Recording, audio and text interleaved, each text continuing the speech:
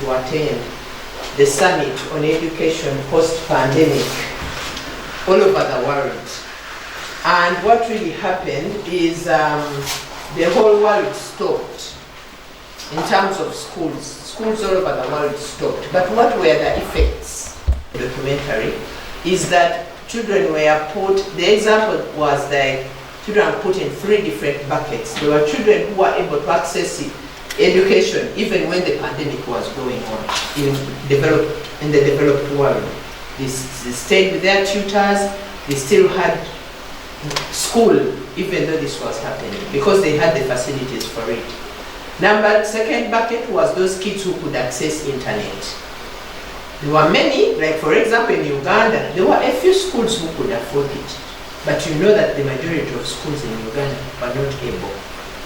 So those few who could access online learning, that is the second bucket. The third bucket is all of us here in Uganda. Most of us schools that could not afford, like our school here, we didn't have online access, and many schools. A school space has a certain spirit about it. That's what they call school spirit.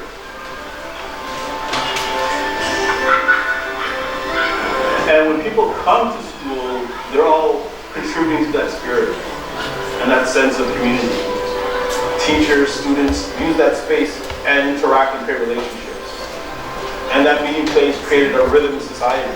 Getting up in the morning, going to that meeting place, socializing, engaging in a classroom setting, and trying to be your best self.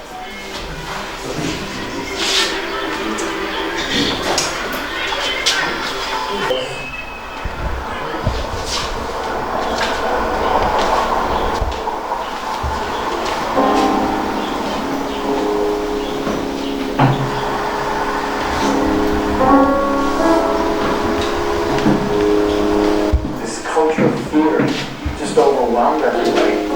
You go outside and you don't hear kids playing or laughter or anything. It's like a dead city.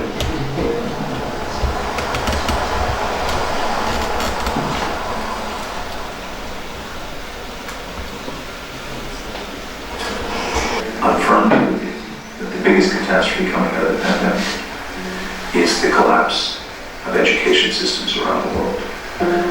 Collapse. Principal of Little Rock Central High School in Little Rock, Arkansas.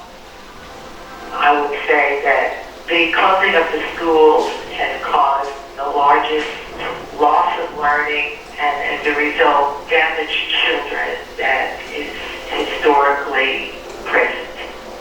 Children need structure and they perform best when that's the case.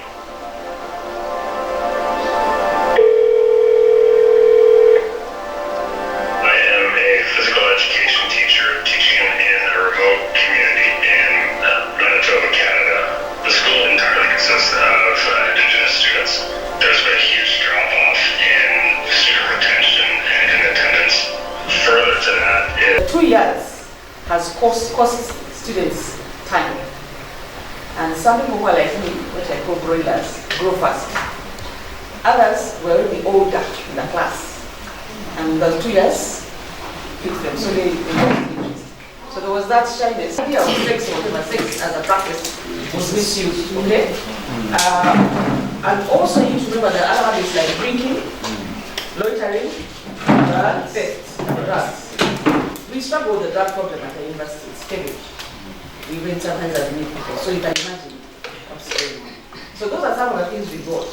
But I want you to point, as we do this discussion, why did this happen? Because there's always been an accusation that teachers are not controlling the children. But now they are with you as parents, what is happening? So you think about this and say what's happening? What connection can we have between schools and the community?